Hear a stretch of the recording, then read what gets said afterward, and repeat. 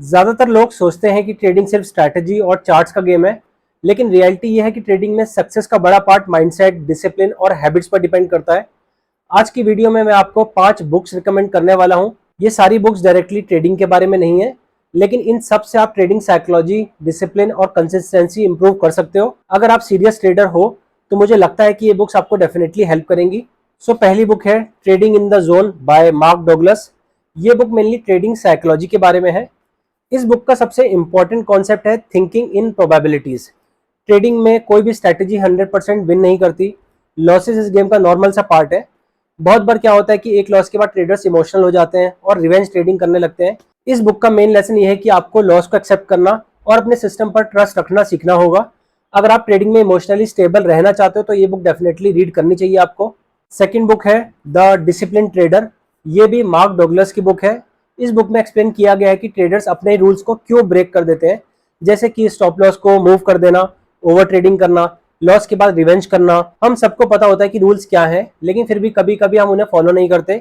ये बुक आपको mental discipline build करना सिखाती है, जो ट्रेडिंग में स्ट्रैटेजी से भी ज्यादा इंपॉर्टेंट होता है। सो थर्ड बुक है start with why by Simon Sinek.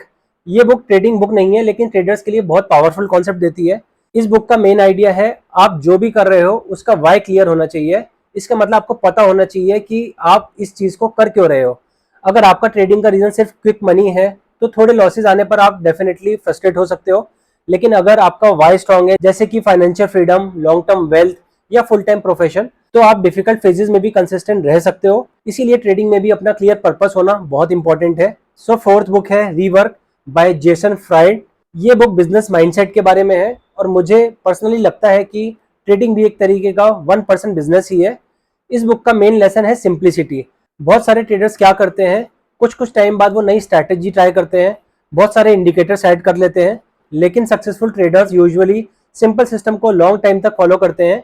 ये बुक भी सिखाती है आपको कि अननेसेसरी चीजों को आप कैसे हटा सकते हो और जो काम कर रहे हो उस पर फोकस किस तरीके से कर सकते हो।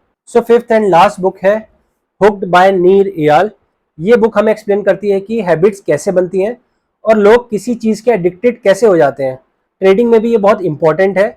बहुत ट्रेडर्स को कुछ हैबिट्स लग जाती हैं, जैसे कि बार बार चार्ट्स को चेक करना, अननेसेसरली ट्रेड्स लेना, लॉस के बाद रिवेंज ट्रेडिंग करना। ये बुक आपको समझाती है कि हैबिट्स कैसे वर्क करती हैं और उन्हें कंट्रोल कैसे किया जा सकता है।